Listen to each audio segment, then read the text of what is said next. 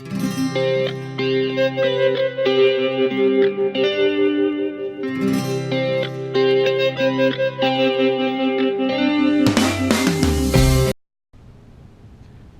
back to another installment of the Gaiter Reporter. As always, I'm your host, Andrew McNeil. Thanks for joining us. This week, we sat down with a couple key executives from Cisco Systems. We sat down with CEO Chuck Robbins, Executive Chairman John Chambers, and Chief People Officer Francine Katsoudas. In 2001, Cisco's buying spree slowed down, raising an issue regarding their current strategy. We proposed the following question to each executive. Do you think there's an issue with the current strategy at Cisco? And if so, what are some of the options that the company might want to consider to get back its momentum? After presenting this question, we discussed the various options. Thanks for having us, Andy. We're glad to be here talking about Cisco Systems with you. I realize we've had our ups and downs as the company, but I still think keeping with our current strategy, the status quo is our best option.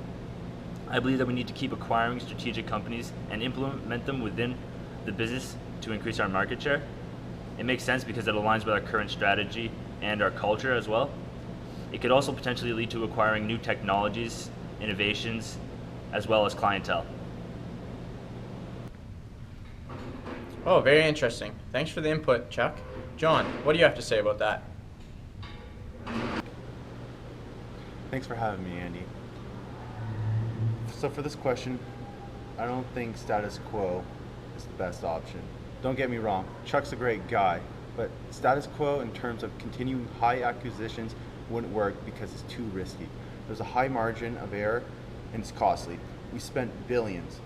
I believe that we need to go with a proposed second option, systematic change. We don't need more companies, but we just need to improve the businesses that we already have.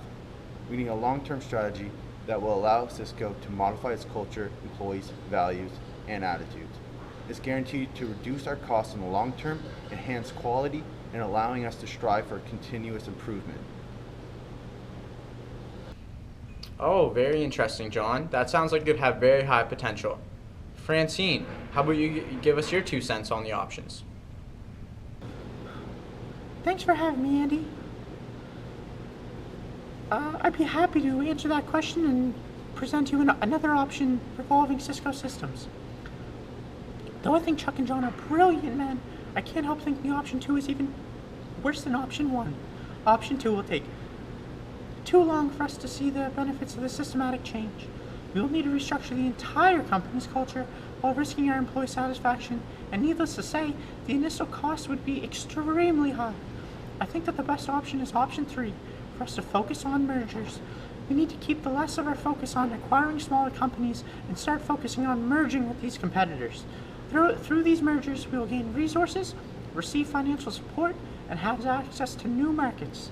Though I see a few negatives in this option, such as potential loss of market share, less control over these mergers, and those companies that we merge with, difficulties in integrating our culture with those merging companies, and the potential job security of the employees that we merge with, I strongly believe that the pros largely outweigh these potential risks. Well, there you have it, folks. Our 3 executives from Cisco Systems presented 3 options. They weighed the pros and the cons of each options. Who knows which one they're going to choose? Who knows which one ultimately is the best option?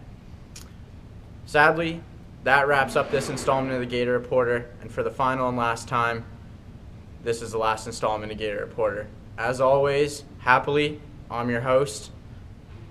Go Gators.